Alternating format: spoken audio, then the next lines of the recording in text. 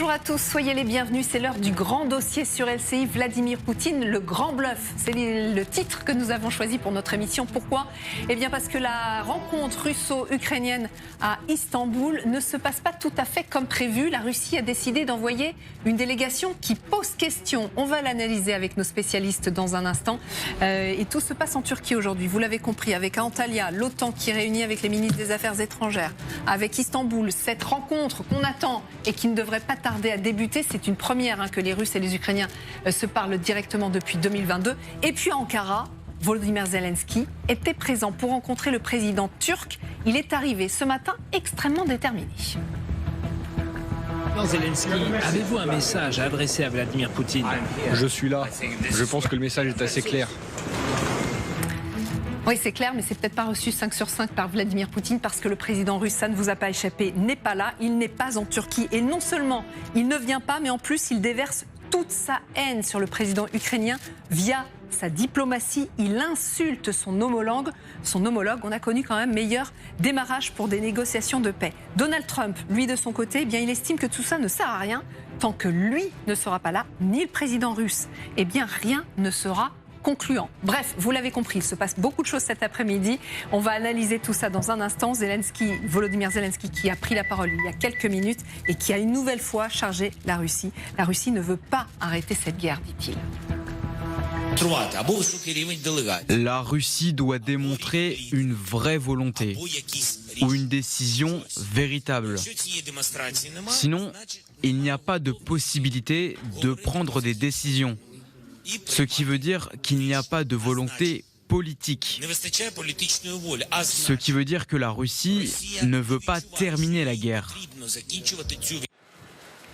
Voilà les propos, encore une fois, du président ukrainien qui a pris la parole il y a quelques minutes. L'analyse du colonel Michel Goya, bonjour. Bonjour Magali. Consultant militaire LCI. Samantha de Bernden, bonjour. Bonjour. Chercheuse à la Royal Institute of International Affairs, ancien officier politique de l'OTAN.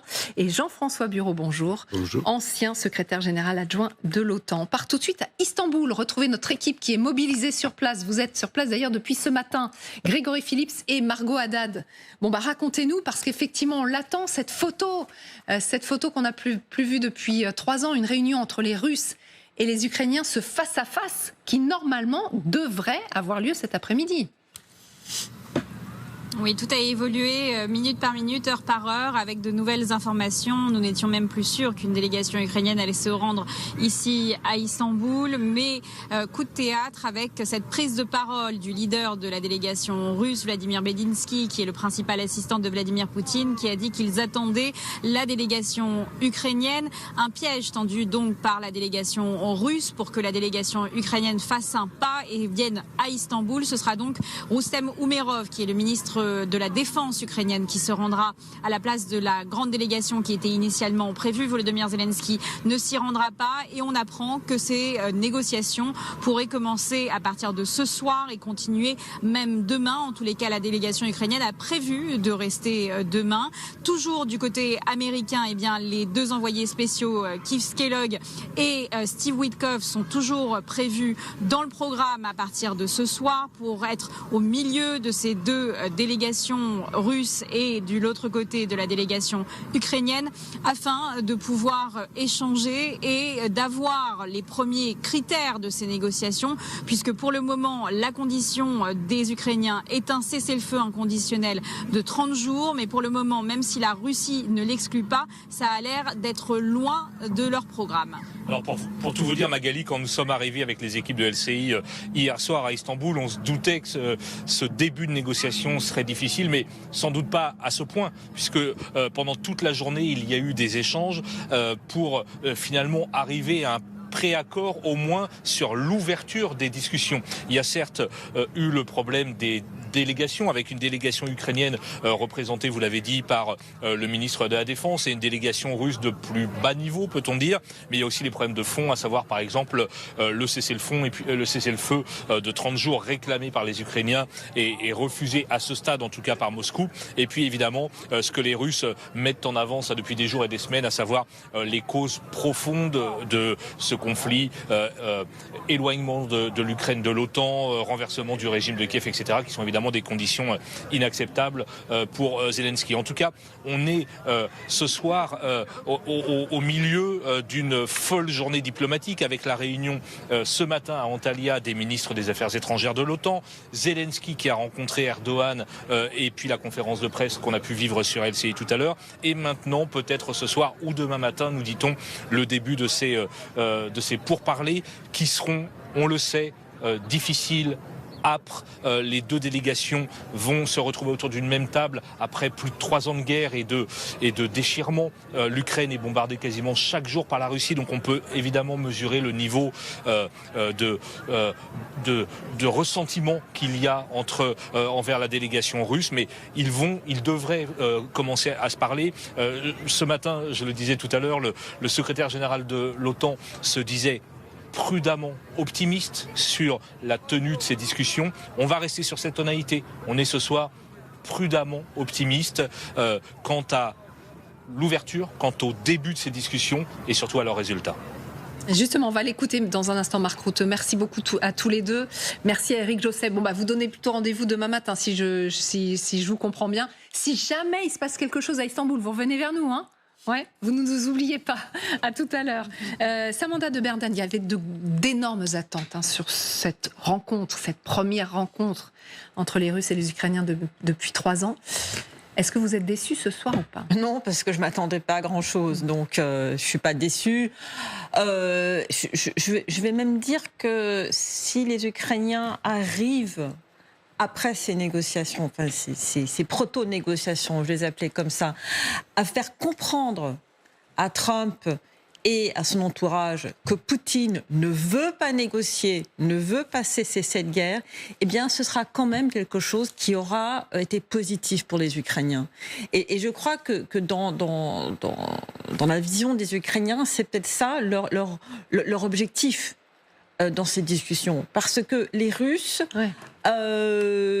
Poutine a lui-même donné l'idée des négociations.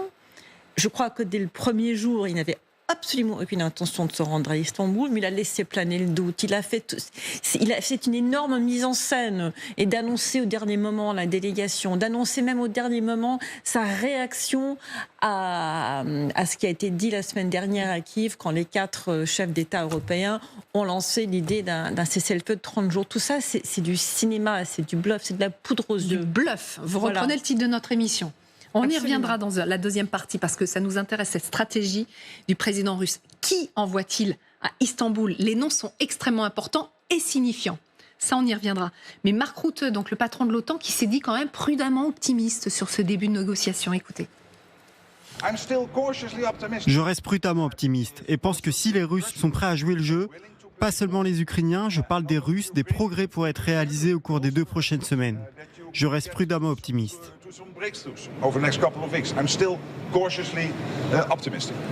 Bon, c'est le mot ce soir. Prudence ou optimisme ? Ouais, vous avez raison. J'étais dans prudence, moi. Oui, bien sûr, plutôt, bien sûr. Il faut quand même rappeler que il a fallu 4 mois de balai diplomatique depuis les premiers mouvements américains pour arriver simplement à une réunion directe entre Russes et Ukrainiens. Donc, il ne faut pas s'attendre à des résultats effectivement rapides. Mais ça commence. Ça commence, effectivement.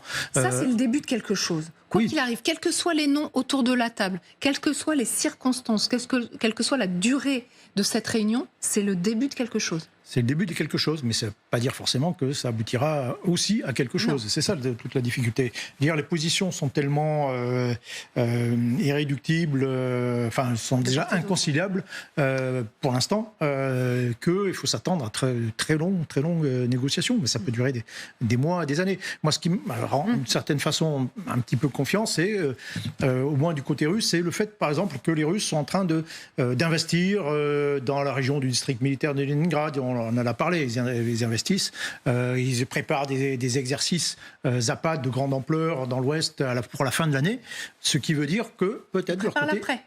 ils commencent à anticiper l'après-guerre. Donc ils commencent peut-être à anticiper qu'à la fin de l'année, la guerre sera terminée. Enfin, il n'y aura plus de combat, en tout cas, en Ukraine. Alors peut-être que ça va être complètement fou. Peut-être que ça aboutira à rien, sinon une forme de conflit gelé. Mais ça commence à quelque chose. Mais le processus sera long et difficile. Et c'est pas une expression quand vous dites ça va durer des mois, voire des années. Effectivement, ça peut durer des années. Sur la base, ça va être très difficile aussi parce que chacune des deux parties ne veulent pas exactement la même chose. La priorité absolue pour Volodymyr Zelensky, c'est un cessez-le-feu de 30 jours. Et ça, il y tient encore visiblement. Regardez, c'est à lire dans le Wall Street Journal, Volodymyr Zelensky a déclaré qu'il souhaitait rencontrer le dirigeant russe pour discuter d'un cessez-le-feu inconditionnel de 30 jours proposé par les États-Unis, que l'Ukraine a accepté en mars, mais sur lequel Poutine a tergiversé. Et ça, les Européens y tiennent également. Il faut parler de ce cessez-le-feu. Écoutez. Nous avons besoin d'un plus grand engagement de la part de la Russie pour parvenir à un cessez-le-feu avant. Nous pouvons espérer obtenir un cessez-le-feu sans condition, immédiat, qui permette l'ouverture de négociations. L'Ukraine est prête à s'engager dans un cessez-le-feu et des négociations immédiates. C'est absolument clair. La balle est maintenant clairement dans le camp de la Russie. Ok, d'accord. Alors Jean-François Bureau, très bien, mais ça, la Russie ne veut pas en entendre parler. La Russie ne veut pas parler d'un cessez-le-feu parce que, d'abord, suspendre les opérations, comme on le disait tout à l'heure, c'est suspendre aussi tout moyen de pression militaire russe sur le théâtre. Et aujourd'hui, on voit bien qu'une partie des opérations militaires russes sont destinées précisément à montrer que la Russie est capable de gagner cette guerre, de démontrer qu'elle continue de progresser. C'est ce que la propagande russe affirme tous les jours. Donc le cessez-le-feu, c'est un coup d'arrêt dans des opérations militaires, une suspension au moins des opérations militaires qui posera des problèmes pour la Russie. Deuxièmement, il y a un alignement entre les Européens et l'administration américaine qui s'est opéré au cours des derniers mois sur cette question du cessez-le-feu. Et votre sujet le montrait très bien. Et donc aujourd'hui, Poutine est en train de tester Trump à travers ses comportements, en envoyant une délégation, parce qu'il ne pouvait plus faire autrement que d'envoyer du monde, si je puis dire, en Turquie pour discuter éventuellement avec les interlocuteurs ukrainiens. Il a proposé lui-même, comme ça a été rappelé, cette négociation en Turquie samedi dernier. Et donc, il s'est mis dans une situation un tout petit peu compliquée, puisqu'il a proposé une discussion, il met un préalable, et en même temps, il ne sait plus très bien jusqu'où Trump est ou non capable d'être partenaire de la discussion avec lui. Et donc, je pense qu'aujourd'hui, c'est une position qui est compliquée pour la Russie. Elle l'a cherché, si j'ose dire. Donc, on ne va pas pleurer. Mais je pense qu'aujourd'hui, les Européens et les Américains se sont plutôt rapprochés dans la période récente. Et toutes ces tergiversations qu'on a évoquées, finalement, elles n'ont pas tellement bénéficié à Poutine. Non. Alors, tous les deux, vous nous dites qu'en fait, l'homme central, là, c'est vraiment Donald Trump. Le président américain en est conscient. Il le met en avant lui-même. Écoutez. Rien ne va se passer tant que je n'aurai pas rencontré Poutine. Au départ, il avait dit qu'il y allait, mais ensuite non. Mais je crois que rien ne se passera tant que Poutine et moi, on ne se sera pas rencontrés. Il y a trop de personnes qui meurent. Il faut faire quelque chose. Voilà, il a raison donc. Il ne se passera rien tant que Vladimir Poutine et Donald Trump ne se parleront pas directement. Alors, ce qui est compliqué dans ce que Donald Trump a dit, c'est qu'il a l'air de dire que finalement, c'est pas grave que Poutine ne soit pas là. Voilà, ouais, c'est vrai. C'est que il y a eu des rumeurs ces derniers jours que Trump irait à Istanbul si Poutine y allait. Et maintenant, Trump retourne la chose, parce que Trump est humilié par ce qui se passe. Le comportement de Poutine est humiliant. Trump a laissé comprendre qu'il serait prêt à parler à Poutine à Istanbul, et Poutine envoie même pas un ministre. Donc, c'est vraiment dire à Trump, je m'en fous complètement de ce que tu as à dire. Et c'est vraiment, là je suis d'accord, c'est un test. Il teste Trump. Et là, Trump est en colère, mais... Il ne le montre pas. Il ne le montre pas et il ne s'en prend pas à Poutine. Et c'est ça qui est grave, et c'est ça qui est inquiétant. Et on l'a vu depuis le début de ces soi-disant négociations. Trump envoie Steve Witkoff à Moscou, qui rencontre Poutine seul, en dehors de tout protocole. Après, pour ceux que ça intéresse, j'ai écrit tout un papier sur Steve Witkoff et ses anciens liens avec les oligarques russes et même avec la mafia russe. Donc c'est pas un benet, Steve Witkoff. C'est un homme d'affaires qui sait extrêmement bien négocier. Par contre, il négocie pour ses intérêts, pour ceux de Trump et pour ceux des oligarques qui sont autour de lui, qu'ils soient américains ou pas américains. Donc ça, il faut le comprendre. Et donc Trump ne va pas critiquer Poutine. Trump menace depuis le début des sanctions contre Poutine. Poutine refuse le cessez-le-feu, Poutine ne vient pas à Istanbul, peut-être qu'il aura des sanctions. Et il faut qu'on soit lucide sur ce qui est en train de se passer. C'est que vous ne voyez pas Donald Trump, parce qu'il a semblé quand même varier entre la séance hallucinante dans le bureau ovale et aujourd'hui où il semble un peu plus conscient des intérêts des Ukrainiens. Mais regardez qui il punit. Il punit les Ukrainiens. Quand les Ukrainiens font quelque chose qu'ils n'aiment pas, eh bien, il leur enlève leur renseignement. Ça a causé des morts. Pendant plusieurs jours, les Ukrainiens étaient aveugles parce qu'ils n'avaient plus accès aux renseignements américains. Donc avec les Ukrainiens, ce sont des actes. Avec les Russes, ce sont juste des menaces. C'est beaucoup de paroles, mais il ne se passe rien.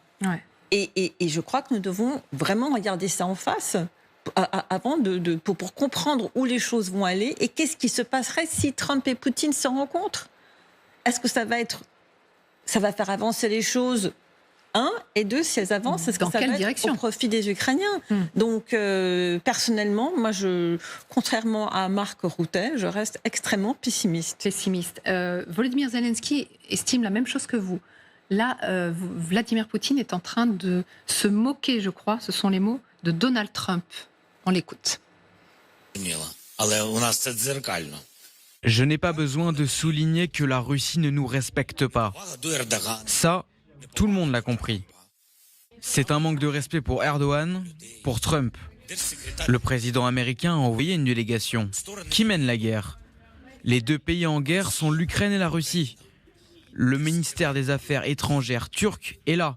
Le ministère des Affaires étrangères ukrainien est là. Où est donc le ministère des Affaires étrangères de la Russie? C'est un manque de respect avant tout pour la Turquie. Voilà, c'est un manque de respect, plus précisément. Jean-François Bureau, est-ce que vous êtes d'accord? Effectivement, là, Vladimir Poutine, plus que son homologue ukrainien, c'est Donald Trump qu'il est en train d'humilier. Humilier, je ne sais pas. Je pense que Trump est en train de réaliser à la fois que cette discussion qu'il pensait facile avec Poutine sur la base de leurs relations personnelles. N'oublions pas qu'il y a des précédents de tête-à-tête entre Trump et Poutine en 2018. Je crois à Helsinki, il s'était vu pendant plusieurs heures et personne n'a jamais su finalement ce qui avait été la conclusion. Donc je crois que Trump restait sur l'idée qu'il pouvait avoir dans sa façon de négocier que l'on connaît maintenant des résultats de Poutine. C'est vrai que les événements qui se sont produits depuis plusieurs semaines, le rapprochement entre les Américains et les Européens, l'acceptation du cessez-le-feu comme condition d'une discussion sérieuse, font que la marge de manœuvre de Poutine, elle est encore plus militaire que diplomatique d'une certaine façon, parce que et un début d'isolement. Est-ce que les Chinois sont totalement ravis de la situation? C'est aussi une question, après les démonstrations du 9 mai où Xi était venu à Moscou. Donc moi je crois que humilier Trump, le mot est peut-être fort, par contre, Trump ne s'engagera que s'il est persuadé de pouvoir obtenir quelque chose de Poutine. Et obtenir quelque chose de Poutine aujourd'hui, c'est obtenir un cessez-le-feu de sa part qui soit effectivement respecté et mis en œuvre. Mais ce que fait Volodymyr Zelensky depuis lundi, dans toutes ses prises de parole, et c'est encore flagrant avec ce qu'on vient d'entendre, c'était il y a quelques minutes, c'est de montrer aux Américains que lui, il est prêt à tout, alors que Vladimir Poutine ne fait rien, qu'il ne veut pas la paix. Dans tous ses actes, dans toutes ses paroles, il n'y a pas... Enfin, dans toutes ses paroles, au contraire, parce que des fois, les paroles vont à l'encontre des actes. Mais que lui, c'est lui l'obstacle à la paix. Et c'est ça qu'il essaye de montrer, de prouver par A plus B aux Américains. Oui, mais on ne sait pas vraiment si ça marche, dans la mesure où Donald Trump réagit mollement cet après-midi. Exactement, vous l'avez dit, il réagit mollement. Trump dit rien ne se fera, ne se dénouera sans que je l'ai rencontré Vladimir Poutine. Mais ils se sont déjà parlé, ils ont déjà téléphoné. Alors c'est mieux de se rencontrer, c'est sûr, mais que ça a apporté de plus par rapport aux échanges qu'ils ont déjà eus en réalité. Et puis en fait, il ne faut pas qu'il parle à Poutine, il faut qu'il presse Poutine. C'est totalement différent. Pour l'instant, il n'y a rien, il n'y a aucun acte, effectivement, vous l'avez évoqué, il n'y a aucun acte vis-à-vis de Vladimir Poutine. Donc c'est une sorte de machine qui tourne un peu à vide, où effectivement Zelensky, depuis le début, dit voilà, nous, on est prêts, c'est nous qui proposons des cessez-le-feu depuis le début, c'est nous qui sommes les bons élèves, quoi. Et en face, il n'y a rien, et vous, Américains, qu'est-ce que vous faites finalement au bout du compte? Rien. Et donc ça peut tourner comme ça assez longtemps. Ça c'est sûr. À vide. En attendant, on attend la délégation russe qui est en passe d'arriver à Istanbul. On aura l'image en direct à vous proposer dans le grand dossier dans une poignée de minutes. Et puis vous entendrez la diplomatie. Voilà, vous voyez, nos caméras sont déjà mobilisées. Vous entendrez la diplomatie russe. Avoir des mots, alors je sais même pas comment le qualifier, ce sont des insultes proférées à l'encontre de Volodymyr Zelensky. Je pense qu'on ne les avait pas, depuis le début de la guerre, entendus parler comme ça, dans ces termes. C'est extrêmement intéressant parce que ça veut dire là aussi quelque chose. À tout de suite.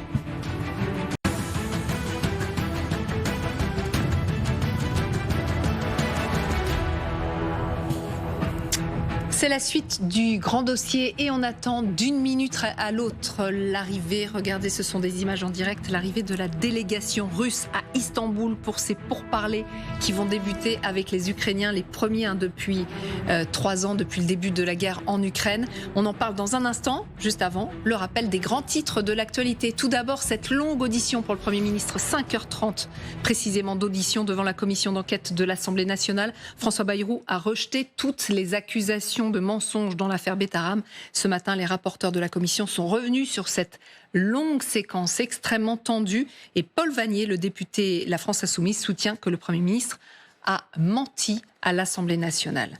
Nicolas Sarkozy n'a désormais plus de bracelet électronique, information confirmée par le parquet de Paris à LCI. L'ancien président en libération conditionnelle depuis hier s'est vu retirer le dispositif qu'il portait depuis le 7 février. Il a été condamné, on le rappelle, en décembre à 3 ans de prison, dont 1 an ferme dans l'affaire dite des écoutes. Et puis, ne manquez pas ce rendez-vous, Bruno Retailleau, Laurent Wauquiez face à Darius Rochebin, c'est ce soir sur LCI, à 48 heures du scrutin pour la présidence Les Républicains. Les 2 candidats, le ministre de l'Intérieur d'un côté, le chef des députés LR de l'autre. Et donc, ils seront sur LCI à partir de 20h40. Vladimir Poutine, donc, a tenu une réunion. C'était au cours de la nuit à Moscou. Il était entouré des plus hauts responsables, de plusieurs ministres. Regardez ces images. Et en fait, il a tenu cette réunion pour préparer les pourparlers avec les Ukrainiens en Turquie. Il n'est pas là, mais visiblement, il a préparé cette réunion. Il ne sera pas là. Il n'y aura même pas un seul ministre tout à l'heure donc à Istanbul. Ce n'est pas sérieux, a dit le président ukrainien. Pour le moment, on a l'impression que la Russie a envoyé des représentants factices, des subalternes. On verra quelles seront nos prochaines étapes après nos discussions avec le président Erdogan. On doit comprendre quel est leur mandat, s'ils sont en mesure de prendre des décisions eux-mêmes, car on sait tous qui prend les décisions en Russie.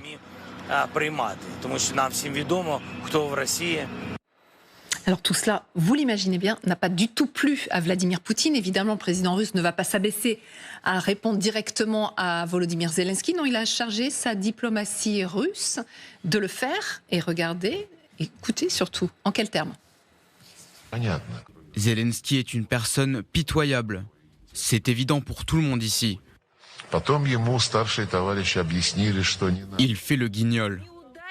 Qui utilise le mot factice? Un clown? Un raté? Une personne sans aucune formation par rapport à des personnes qui ont plus qu'un simple diplôme de base? Des services à la nation qui se sont efforcés de prouver leur niveau de professionnalisme? Mais qui est-il? Même dans l'expression corporelle, on sent tout le mépris envers Volodymyr Zelensky. On part à Moscou retrouver notre correspondant Julian Colling. Bonjour. Donc non seulement Vladimir Poutine ne vient pas en Turquie, mais en plus il insulte son homologue. Oui, alors vous savez, la diplomatie russe parfois n'a pas besoin d'ordre de Poutine pour commenter de manière assez crue, notamment les actions de Volodymyr Zelensky. Maria Zakharova, la porte-parole qu'on a entendue, est assez coutumière du fait. Mais disons que oui, ce que ça traduit évidemment, même ce processus à Istanbul, le fait que Poutine ne vienne pas lui-même en personne en Turquie, ça traduit en fait tout ça d'un certain mépris effectivement et d'un manque de prise au sérieux, en tout cas de la part du Kremlin sans doute, de ces négociations, même si effectivement c'est Poutine lui-même qui avait, pour un peu couper l'herbe sous le pied de l'Ukraine et de l'Europe, proposé ces discussions en direct à Istanbul. Il était assez clair dès le début qu'il n'allait pas venir lui-même en personne. Il ne va pas s'abaisser pour l'instant à ça, effectivement. Il estime que c'est trop tôt. Pour l'instant, les deux parties doivent renégocier et repartir sur les bases qui étaient celles d'avril 2022, à l'époque où l'Ukraine était très très en position de faiblesse, juste après l'invasion. Et Poutine estime actuellement que voilà, la Russie est en position de force et peut effectivement dicter ses conditions. Pendant ce temps-là, Poutine gagne également du temps sur le terrain militaire, puisque pendant que ces discussions ont lieu, la Russie, il n'y a pas de cessez-le-feu. Voilà, la Russie continue d'avancer, même si lentement, mais elle avance tout de même sur le terrain militaire. Et Poutine espère, via cela, en fait, sans doute obtenir des concessions et une position plus forte dans les négociations à venir. Pour l'instant, encore une fois, c'est trop tôt pour lui, sans doute, de rencontrer la partie ukrainienne et Zelensky qu'il méprise, effectivement. Mais on sait que derrière tout ça, encore une fois, Poutine, ce qui est important réellement pour lui, c'est sans doute de rencontrer plutôt Donald Trump, d'avoir une vraie discussion à la table des grands de ce monde avec donc son homologue américain, car il estime que la Russie doit dialoguer avec un partenaire à sa taille, à sa mesure, et c'est certainement pas l'Ukraine, c'est plutôt les États-Unis. Pour ensuite, comme ils disent, ici rebattre les cartes et discuter peut-être d'un nouvel ordre mondial, plus à la carte pour la Russie et plus comme la Russie le souhaite. Oui, donc c'est Donald Trump l'objectif visiblement. Merci beaucoup Juliane d'avoir été en direct cet après-midi donc dans le grand dossier. Jean-François Boutors est également en direct. Bonjour, essayiste, on le rappelle, spécialiste de la Russie, auteur de Poutine, la logique de la force aux éditions de l'Aube. Je répète les mots qui ont été dits tout à l'heure par la diplomatie russe. C'était aujourd'hui clown, pitoyable. C'est un guignol, un raté sans aucune formation. Donc tout ça pour parler du président ukrainien, même si aux yeux de la Russie, il n'est pas légitime. On a connu mieux quand même pour démarrer des pourparlers. Ajoutez-en le dernier mot de Maria Zakharova, c'est accessoiriste, utafiore. Accessoiriste. Donc on le prend pour n'importe quoi, un larbin en fait. Bon, écoutez, on n'est pas... Lavrov avait dit il y a à peu près au début de la guerre qu'il fallait connaître les pagnati, c'est-à-dire le langage de la mafia en fait. Et on est là-dedans, on est dans un rapport effectivement cru où il s'agit d'humilier l'adversaire pour le tenir à sa main. Et malheureusement pour eux, Zelensky résiste et il fait mieux que résister. Il est assez habile dans la manière de gérer ce genre de choses. Et vous êtes d'accord avec notre correspondant, l'objectif de Vladimir Poutine, c'est évidemment pas de rencontrer Zelensky, il n'en a aucunement l'intention, c'est de rencontrer Donald Trump en face à face? Bien entendu, puisque ce qu'ils cherchent, c'est le statut de grande puissance. Donc Zelensky, c'est un détail dans l'affaire. Comme l'Ukraine, c'est un détail à absorber. Le problème de Vladimir Poutine, c'est de changer l'ordre, de sécurité en Europe, parce que c'est quand même un des grands objectifs. Les causes profondes, c'est pas simplement le régime ukrainien, même s'ils veulent renverser, c'est aussi changer la donne des conditions de l'ordre de la sécurité en Europe. Est-ce que vous êtes d'accord avec Volodymyr Zelensky qu'on a entendu tout à l'heure? Il s'est exprimé donc au cours de l'après-midi. Il estime qu'en ne venant pas, Vladimir Poutine humilie la Turquie, mais aussi humilie le président américain. Alors, écoutez, ça c'est normal que Zelensky dise ça. Trump, je ne crois pas qu'il se sente spécilement humilié. Je pense que Trump rêve toujours d'avoir lui aussi cette rencontre avec Poutine. Je pense que... Alors, celui qui est effectivement gêné aux entournures parce qu'il n'est pas en bonne posture, alors qu'il rêvait, il aurait été heureux d'accueillir le début de vraies négociations, c'est certainement Recep Tayyip Erdogan, qui compte jouer un grand rôle dans la résolution du conflit, et pour cause, puisque la Turquie est un État clé dans la région, dans la mer Noire, et ça c'est effectivement plus compliqué pour Recep Tayyip Erdogan. On a voulu savoir exactement quelle délégation russe est envoyée à Istanbul parce qu'elle est extrêmement signifiante et Jade Partouche va nous égrener les noms parce que tout à l'heure Volodymyr Zelensky disait que ce n'était que des subalternes, des représentants factices. Qui sera autour de la table côté russe? Alors je vous laisse juger, la délégation je vous l'ai mise juste ici, il n'y a aucun ministre, que des vice-ministres. Il y a celui des Affaires étrangères, Mikhail Galouzine, et celui de la Défense, Alexander Fomin. À la tête de cette délégation, un homme, Vladimir Medinsky, c'est le conseiller de Vladimir Poutine, ancien ministre de la Culture. Ce n'est pas un diplomate, mais plutôt un idéologue. C'est celui effectivement que je vous ai fléché sur cette infographie. Ses convictions, elles ne sont absolument plus un secret pour personne. Il pense que l'Ukraine fait partie de la Russie. C'est dire le signal qu'envoie Vladimir Poutine aujourd'hui. Il met à la tête de cette délégation un homme qui est partisan de la Novorossia. Vous savez, cette nouvelle grande Russie dont l'Ukraine fait partie selon lui. C'est un révisionniste qui a fait réécrire les manuels d'histoire des enfants pour justement intégrer cette idée-là. À ses côtés, Galouzine, je vous l'ai dit, c'est le vice-ministre des Affaires étrangères, mais c'est aussi celui qui supervise les relations avec les pays de la CEI, la communauté des États indépendants, tous ces anciens pays de l'ex-Union soviétique qui sont encore sous le giron de Moscou. C'est effectivement une preuve du message envoyé aujourd'hui, sachant en plus que cette délégation est, à l'exception de cet homme, la même délégation qui a été envoyée en mars 2022 à Istanbul, un mois après le début de la guerre. À la place de Galouzine, c'était Sergueï Lavrov, le ministre des Affaires étrangères, qui cette fois-ci n'a même pas daigné venir. Non, même pas. Et si la délégation actuelle est venue avec les mêmes intentions qu'au printemps 2022, c'est quand même de mauvais augure pour les Ukrainiens. Alors effectivement, en 2022, les pourparlers prévoyaient que l'Ukraine reste neutre et de façon permanente. Le pays était autorisé à rejoindre l'Europe, mais surtout pas l'OTAN. La Crimée restait sous contrôle russe. Ce sont vraiment toutes les précisions apportées par ces pourparlers de 2022. L'armée ukrainienne devait également respecter ces chiffres, vous allez les voir, sans jamais les dépasser. Par exemple, 85 000 soldats dans ses effectifs, jamais plus. Et la portée de ces missiles devait être restreinte à 40 km. Les Ukrainiens étaient à l'époque OK pour accepter un plafond, mais ils voulaient bien évidemment qu'il soit plus élevé. Et c'est surtout un autre article qui posait problème, l'article 5, qui prévoyait qu'en cas de nouvelle attaque contre l'Ukraine, ces États viennent viennent assurer la défense de l'Ukraine. États-Unis, Royaume-Uni, France, Chine et la Russie. Vous ne rêvez pas, effectivement, Russie. Et qu'en cas d'attaque du pays, eh bien, la Russie devait donner son accord à ce que ces pays ces États garants viennent gérer la défense de la Russie, de l'Ukraine, pardon. Donc la Russie pouvait très clairement imposer son veto. L'Ukraine avait en 2022 aucun intérêt à poursuivre ces négociations, à voir ce que cette même délégation met aujourd'hui sur la table. Exactement. Jean-François Boutors, c'est encore une question pour vous. Quand on voit le profil des hommes que Vladimir Poutine a envoyés, donc un idéologue, un homme qui est chargé donc de toute cette communauté des anciennes républiques soviétiques, il se moque du monde ?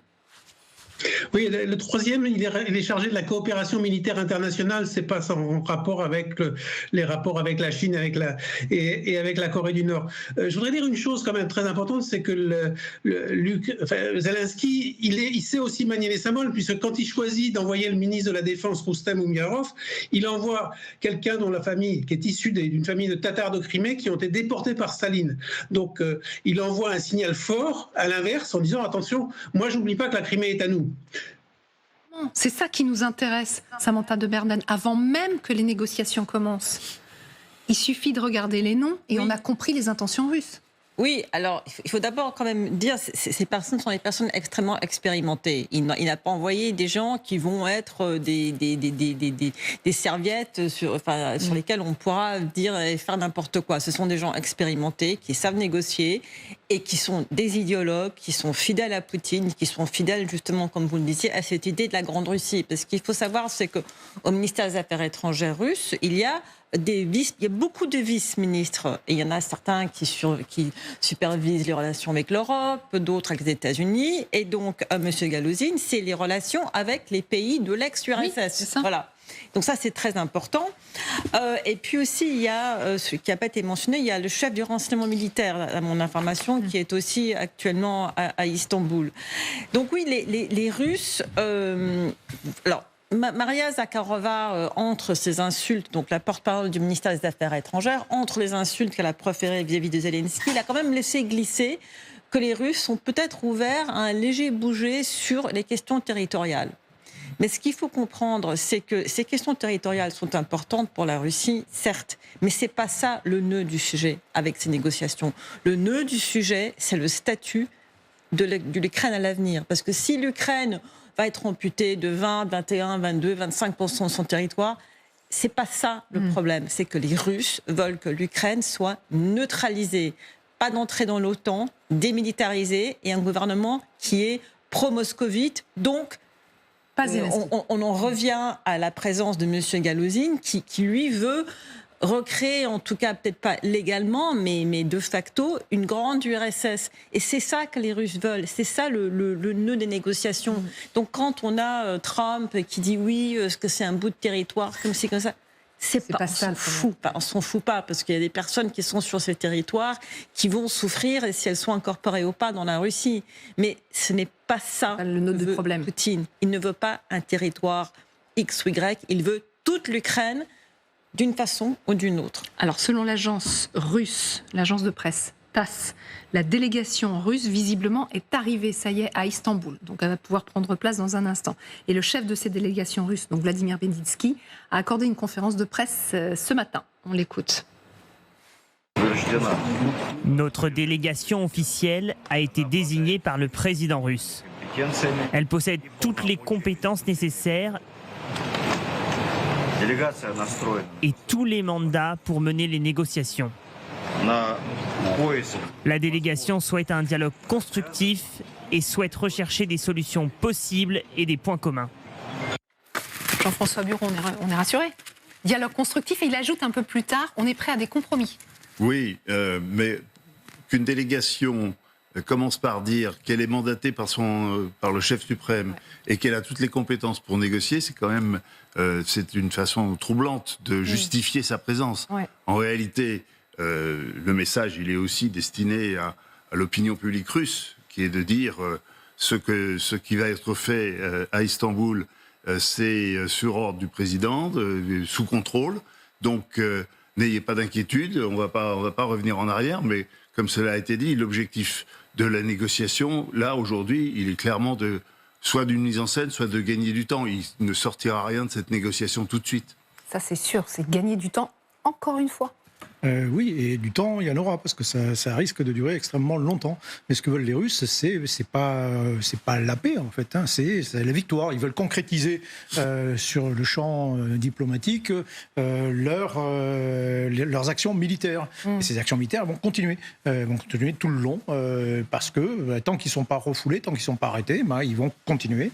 Et jusqu'à ce que, ça prendra du temps, j'y reviens, jusqu'à ce qu'au moins ils essaient d'obtenir ces objectifs maximalistes. Effectivement, c'est la neutralisation complète de l'Ukraine, ce qui est absolument inacceptable pour les Ukrainiens, hein, l'état actuel des choses.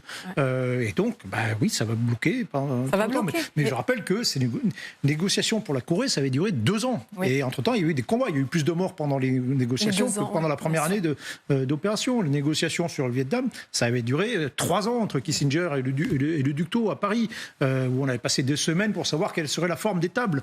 Voilà, donc ça peut... C'est malheureux, mais on sent un processus qui est parti un peu dans cette direction, à moins que peut-être effectivement les Américains tapent du poing un peu sur la table et mettent un peu la démultiplier et tordent un peu le bras des Russes. Ouais. C'est la seule, à mon sens, la seule possibilité d'avoir quelque chose d'un peu rapide. Mais il y a autre chose de très important, et ça, Vladimir Medinsky l'a répété à sa conférence de presse avant de partir. Tous les interlocuteurs russes, que ce soit Lavrov, que ce soit Poutine, que ce soit Ushakov, donc le conseiller, enfin tous disent la même chose. Il faut s'adresser aux racines du conflit. Pour les Russes, les causes primaires profondes sont l'élargissement de l'OTAN. Et si on se rappelle des mois qui ont précédé l'invasion de l'Ukraine, fin 2021, début 2022, les Russes avaient sorti un grand papier parlant du fait qu'il fallait que l'OTAN retourne à ses frontières de 1997. Quand les Russes parlent des raisons du conflit, c'est aussi des choses qui sont adressées à nous. Et il faut aussi en être conscient. C'est pour ça que les positions sont extrêmement éloignées les uns des autres. Et c'est surtout qu'elles n'ont pas évolué. Et elles ont peut-être évolué sur quelques petits centimètres carrés. Voilà, c'est ça. Pour faire croire qu'ils ont évolué. Mais pour faire croire qu'il y aura des concessions. Ouais. C'est pas là le problème. Le territoire n'est pas le cœur de ces discussions. Et donc, comme on est très très loin, sauf que les États-Unis ont déjà plus ou moins dit l'Ukraine ne rentrera pas dans l'OTAN. Donc il y a eu des concessions qui ont déjà été faites par les États-Unis, sans qu'on se dise que ce soit d'autres.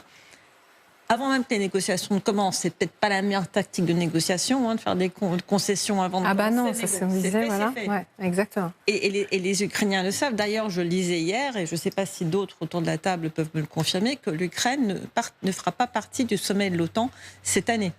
Normalement, elle est invitée. Oui. Alors, je l'ai lu dans la presse russe, donc j'attends de voir une confirmation. Alors, visiblement, effectivement, elle n'aurait pas reçu d'invitation. Elle n'a pas reçu d'invitation, voilà. Ouais. Donc déjà, c'est peut-être un geste. Donc c'est un geste. Donc les Russes sont déjà en train d'obtenir des choses avant même que les négociations aient commencé. Est-ce que pour autant vous attendez la photo là, de la réunion des Russes et des Ukrainiens face à face? C'est un moment important là qui se joue à Istanbul? La photo en elle-même, compte tenu de tout ce qu'on vient de dire, elle me paraît, elle n'est pas destinée à la postérité. Non. Donc je crois qu'il ne faut pas en attendre grand-chose. Non, je pense qu'effectivement, on est dans une logique où les objectifs de la Russie n'ont absolument pas changé depuis le début de la guerre, et même depuis 2014, car en réalité, la guerre engagée en 2022 n'est que la poursuite de celle qui avait été enclenchée en 2014, avec d'autres ambitions, d'autres objectifs. Il y a un nouveau contexte politique en Ukraine, mais c'est vrai que, compte tenu de ce qu'est le schéma de la Russie pour atteindre ses objectifs, les marges de discussion, sauf à accepter l'ensemble des conditions préalables posées par la Russie, il y a très peu de marge de discussion. Et la seule, et encore une fois, je crois que c'est important, la seule force, outre la résistance de l'Ukraine, qui est évidente, la seule force qui peut faire bouger Poutine, c'est le sentiment d'un rapprochement entre les Européens et Trump. Et ça, c'est son problème. Quand votre correspondant disait Poutine cherche un face-à-face avec Trump, évidemment que c'est ça son objectif. Alors là, pour le coup, la photo risque d'avoir du sens. Ah bah oui. Enfin, un certain sens. Mais aussi longtemps qu'il voit que l'évolution de la relation entre les Européens et les Américains a été plutôt dans le sens du rapprochement, alors qu'au départ, il y avait effectivement déjà un certain nombre de divergences d'appréciation, aussi longtemps qu'il voit ce rapprochement, il n'est pas enclin à discuter. Non, surtout pas. Et donc pas enclin à cesser les hostilités. Au contraire. Colonel, vous venez avec moi au grand écran parce qu'effectivement, la guerre continue avec des frappes encore qui visent les civils, notamment. Donc 3 personnes qui ont été tuées à Soumy. Et puis, sur le champ de bataille, avec rien qu'au cours, la seule journée d'hier, il y a eu 168 combats qui ont été menés. Ça, ce sont les chiffres fournis par l'état-major ukrainien. Est-ce que c'est beaucoup, 168 combats sur 24 heures? Il faut savoir ce qu'on entend en réalité par combat. Qu'est-ce que ça représente vraiment sur le terrain en Ukraine maintenant? Un combat, un de ces 68 combats. En réalité, c'est quoi? C'est du côté ukrainien. Vous avez des petites équipes de 3-4 hommes qui sont dans des trous, tous les 100 mètres à peu près. Ils sont reliés par les tranchées, à l'avant, à l'arrière, avec des mitrailleuses. Et face à eux, au-dessus d'eux, des drones partout, et sur des kilomètres de profondeur. Et en face d'eux, vous avez des Russes qui attaquent une trentaine d'hommes, une section d'infanterie, c'est tout petit, on est vraiment dans un combat très dispersé, avec un petit groupe qui essaie d'avancer, qui essaie de savoir où sont les Ukrainiens, qui essaie de les neutraliser, qui essaie d'attirer un peu éventuellement le tir d'artillerie sur eux, le tir des drones, et s'ils réussissent à peu près, vous avez un deuxième échelon, quelques dizaines d'hommes là aussi, qui vont essayer de s'emparer de ces positions, qui vont avancer de quelques mètres, et s'ils y réussissent, vous avez une autre série d'hommes qui vont revenir et qui vont s'installer dans ces positions, qui vont s'enterrer, et puis le lendemain, on va essayer de recommencer au même endroit ou ailleurs, et on essaie petit à petit comme ça de grignoter mètre par mètre, mais par des petits groupes d'hommes. C'est le combat minuscule, il faut bien le comprendre. Ouais, pour user finalement. Alors il y a deux aspects. Il y a à la fois on essaie de grignoter du terrain, on essaie de manger petit à petit, et puis on essaie, tout ça c'est aussi maintenir la pression sur l'armée ukrainienne. Même si on n'avance pas, on maintient la pression, on leur inflige des pertes petit à petit, ça use, avec l'espoir que, au bout d'un moment, les Ukrainiens craqueront. Et l'état-major ukrainien qui a donné les détails bataille des points chauds donc sur le front, avec 24 combats qui ont été menés donc dans la région de Liman. On a d'autres chiffres aussi, donc 24 combats, ça fait quand même un par heure. 19 du côté de Toretsk, là on le voit, 74 à Pokrovsk, donc là ça fait quoi? Un assaut toutes les 20 minutes, je ne sais pas si vous êtes d'accord, et puis 26 fois du côté de Novopil. Alors tout ça, c'est ces assauts simultanés dans la même région. Il y en a plusieurs qui se font. C'est toujours pareil, c'est du grignotage. Alors ce qui est intéressant dans tout ça, c'est que ça reste concentré toujours sur le Donbass. On avait imaginé éventuellement que les Russes fassent d'autres opérations dans le nord, dans une zone peut-être plus facile à attaquer. Non, ils restent toujours dans le dur, à la fois pour des raisons politiques. Leur objectif, ça reste toujours la conquête complète du Donbass, incontestablement. Et même si c'est dans le dur, c'est les zones les plus défendues aussi, ils continuent à exercer la pression en permanence par ce petit grignotage et qui ne s'arrête quasiment jamais. Donc vous imaginez aussi la pression pour les soldats ukrainiens qui sont attaqués jour après jour dans toute la région. Et alors, le dernier point, c'est qu'effectivement, vous voyez la priorité quand même des attaques, c'est Pokrovsk. C'est-à-dire qu'en réalité, le seul objectif relativement important que les Russes peuvent espérer obtenir, atteindre dans les jours, les semaines, les mois peut-être qui viennent, c'est la ville de Pokrovsk. Exactement. Alors moi, je ne peux pas m'empêcher de voir un signe, mais vous n'allez pas être d'accord peut-être en tant que militaire, c'est quand je vois ces chiffres, donc ça c'est mené hier, dans la seule journée d'hier, au moment où les premières discussions vont avoir lieu avec les Ukrainiens, je ne peux pas m'empêcher de voir un message. Je ne sais pas, effectivement, parce que ça, en réalité, c'est quasiment tous les jours. Tous les jours. Mais le message, c'est le cessez-le-feu, on s'en fout, pas question. Et les combats continuent. Et les combats, même si on pouvait les faire plus forts, si on pouvait avoir non pas 168 attaques, mais 200, on le ferait. On maintient la pression. Parce que derrière ces attaques, vous avez aussi tous les jours, vous avez des attaques de drones sur l'ensemble de l'Ukraine. Vous avez une centaine de drones Shahed qui tombent sur l'Ukraine. Vous avez des missiles balistiques. Donc voilà, on maintient le bras de fer, on maintient la pression. Et en considérant qu'en réalité, ces combats viennent appuyer les négociations. Oui, tout à fait. Voilà. Et avec un autre chiffre, pardon, colonel, parce qu'il y a un autre chiffre qui nous intéresse, c'est que tous ces combats, ils sont assez meurtriers avec des pertes colossales. Rien que la journée d'hier, encore une fois, 1220 soldats mis hors de combat. Oui, alors d'abord, il faut préciser que ce sont des sources officielles ukrainiennes. Oui. Moi, ce qui concerne les pertes, vous avez un site Mediazona qui fait des choses, des pertes prouvées qui sont un petit peu inférieures. On est peut-être aux alentours de 600 000 de soldats hors de combat, ce qui est déjà énorme. Mais pour les chiffres pour la journée, à peu près 1 millier en réalité de soldats hors de combat. Vous rapportez ça au nombre de combats qu'on a évoqués en admettant que tous tombent dans ces combats, ce qui n'est pas forcément le cas. Vous avez l'ampleur de ces combats. Vous avez à peu près une dizaine de soldats russes qui tombent dans chacun de ces combats qui ont été évoqués tout à l'heure. Donc, ils montrent que ce n'est pas des combats non plus extrêmement, pas des grandes batailles, mais c'est une multitude de petites attaques en permanence. Et donc les soldats russes, ils arrivent sur le front, ils se battent comme ça, puis ils reviennent derrière, puis ils sont remplacés, et ça continue. Et ça continue, malgré les négociations normalement qui doivent commencer d'une minute à l'autre, toujours à Istanbul. On attend donc les images de cette délégation russe qui visiblement sera arrivée selon les médias d'État russes. Et puis on verra que les côté européen, on essaye quand même de préparer des choses contre la Russie. Pour quelle portée, pour quel résultat? Vous restez avec nous, le grand dossier continue. À tout de suite.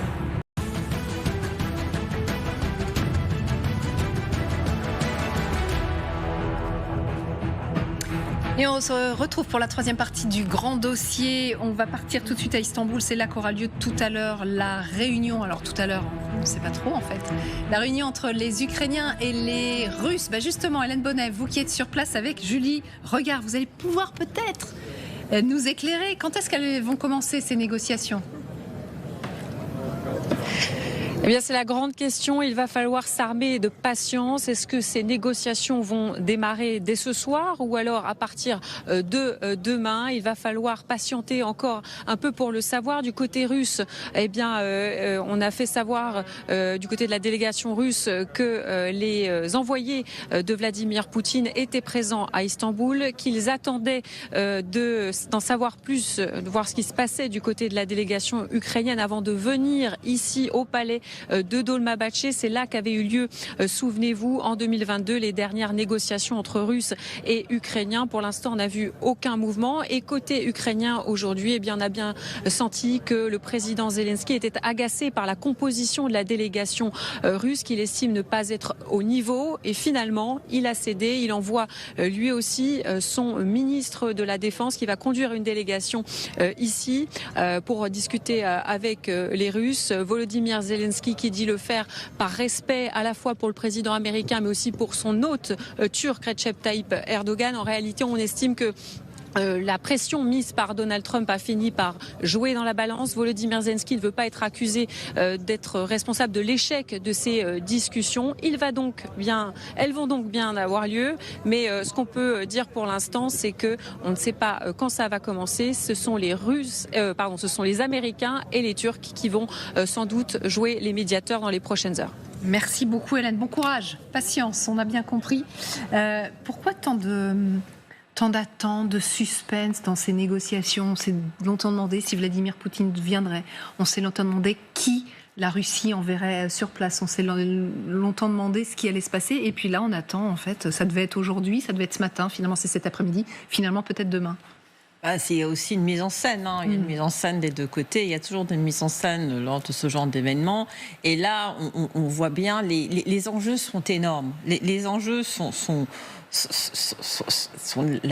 le potentiel début de la fin du plus grand conflit armé terrestre que nous avons aujourd'hui dans le monde et le plus grand conflit armé terrestre que nous avons eu en Europe depuis la fin de la Seconde Guerre mondiale. C'est un conflit qui est en train de rabattre toutes les cartes du monde. Donc, les enjeux sont énormes. Et puis, alors, ils se font attendre. Pourquoi est-ce qu'ils se font attendre? D'abord, le président Zelensky est très en colère parce que la Russie a envoyé une délégation qui n'est pas au même niveau. Donc même si les Ukrainiens qui sont aujourd'hui sur place en Turquie, y compris le ministre de la Défense Rostam Umerov, s'il accepte de rencontrer ses homologues russes, il sera en train de faire un pas. On va dire, moi je montre vraiment de bonne volonté ici, parce que protocolairement, normalement, ça ne se fait pas. Bon, on voit que le protocole a été mis de côté pas mal de fois ces dernières semaines. Quand le président Poutine rencontre l'envoyé spécial, qui n'a même pas le titre, Steve Witkoff, déjà il n'y a plus de protocole. Mais dans ce genre de réunion, normalement, c'est un ministre rencontre un ministre, un vice-ministre rencontre un ministre, etc. Je pense que les Ukrainiens veulent continuer à montrer leur bonne volonté vis-à-vis de Donald Trump. Et là, s'il y a un objectif que les Ukrainiens peuvent viser et potentiellement atteindre, c'est de démontrer aux Américains la mauvaise foi des Russes. Je crois que c'était le ministre des Affaires, le secrétaire du département d'État, Marco Rubio, a dit, si les Russes montrent qu'ils ne seront pas de bonne foi, peut-être que nous pourrons envisager des sanctions secondaires. Bon, ils ont besoin encore de preuves que les Russes ne seront pas de bonne foi. Je ne sais pas ce qu'il leur faut. Et ce qu'on va aussi voir, c'est que si après ces discussions, si les résultats sont ceux auxquels nous attendons tous, c'est qu'il ne va pas se passer grand-chose, à moins peut-être qu'un cessez-le-feu pourrait être potentiellement... D'ailleurs, c'est les Ukrainiens qui ont dit ça récemment, que peut-être qu'on pourrait au moins avoir un accord sur un cessez-le-feu. Ça, ce serait déjà un énorme... Ce sera un énorme pas, parce qu'il n'en est pas question pour le moment du côté de Vladimir Poutine. Mais ce sera très intéressant de voir la réaction des Américains une fois que ces discussions seront terminées. Est-ce qu'elles auront lieu demain? Parce que demain, il y aura et Steve Witkoff et Keith Kellogg à Istanbul. Donc Steve Witkoff, qui est l'envoyé spécial de Donald Trump pour un peu toutes les questions internationales, et Keith Kellogg, qui, lui, se concentre sur l'Ukraine. À ma connaissance, ils n'ont jamais tous les deux été dans une réunion ensemble pour parler de cette question sur l'Ukraine. Keith Kellogg s'est plutôt concentré sur les rapports avec les Ukrainiens, Steve Witkoff sur les rapports avec les Russes. Ce sera vraiment intéressant de les avoir tous ensemble dans la même pièce. Ah, mais alors il faudra être encore très attentif demain, parce qu'il pourra se passer des choses avec les Américains. Je pense qu'il va se passer des choses demain. Et c'est peut-être ça qu'ils attendent d'ailleurs. Vous parliez des sanctions. Dans le même temps, alors on le disait, ça se passe vraiment en Turquie aujourd'hui, parce que on a vu Zelensky qui était à Ankara, on voit cette réunion qui va avoir lieu à Istanbul, et à Antalya, il y avait cette réunion des ministres des Affaires étrangères, des membres de l'OTAN. Il a été beaucoup question des sanctions à imposer à la Russie si jamais Vladimir Poutine refusait un cessez-le-feu de 30 jours, les sanctions qui devrait aller de plus en plus loin, à en croire Jean-Noël Barrot. Écoutez.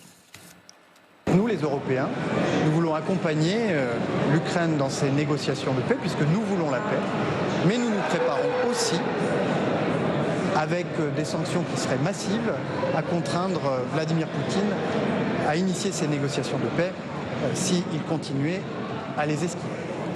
Voilà, alors vous avez juste entendu le mot important. Hier, Jean-Noël Barrot parlait de sanctions destructrices. Là, il parle de sanctions massives pour contraindre Vladimir Poutine. D'accord, ça peut marcher, ça ? Ça n'a jamais marché jusqu'ici. Hein. Voilà. L'impact des sanctions sur l'effort de guerre russe, sur le niveau de vie de la Russie, de la population en particulier, il est incontestable. C'est-à-dire que aujourd'hui, quand la Russie consacre probablement un tiers de son PNB à son effort de guerre, c'est parce que ses ressources se sont réduites. Et donc c'est aussi l'effet des sanctions, une aptitude à contourner les sanctions qui ont déjà été prises, notamment sur les hydrocarbures, sur le pétrole, avec la Chine qui a aidé Poutine sur ce terrain. Les sanctions dont on parle aujourd'hui, ce sont celles de l'Union européenne, qui concernent à nouveau les hydrocarbures et à nouveau les flottes grises russes, celles qui détruisent les câbles en mer Baltique, celles qui acheminent les hydrocarbures pour contourner. Donc maintenir la pression, et quand Trump l'autre jour a dit si les Russes ne comprennent pas qu'il faut aller plus loin, je prendrai de nouvelles sanctions, il pense exactement au même. Ouais. Donc c'est effectivement l'instrument à disposition des Européens collectivement au sein de l'Union, des Américains également. Je pense que l'impact, il est réel, et c'est peut-être aussi une des raisons pour lesquelles Poutine peut, dans une période à venir, avoir une posture de négociation plus ouverte ou plus flexible. Sinon, je pense qu'effectivement, il ne se passera rien. Ce qui serait sur la table, vous avez parlé des hydrocarbures, effectivement, ça serait taxer le pétrole et le gaz russe à 500% par exemple, et de sanctionner les institutions financières russes de façon extrêmement importante. Il y a un moment donné, ça va finir par payer, ou ça commence mais taxer ce que nous continuons à importer de la Russie va aussi pénaliser le consommateur européen. Et je ne pense pas que ce soit la meilleure chose à faire aujourd'hui dans ce contexte, parce qu'il y a d'autres instruments. Il y a apporter de l'aide massive militaire à l'Ukraine, fermer le ciel ukrainien, parce que les sanctions, et on les menace, mais elles devaient être... Concrètement, ça traîne. Exactement. Merci beaucoup.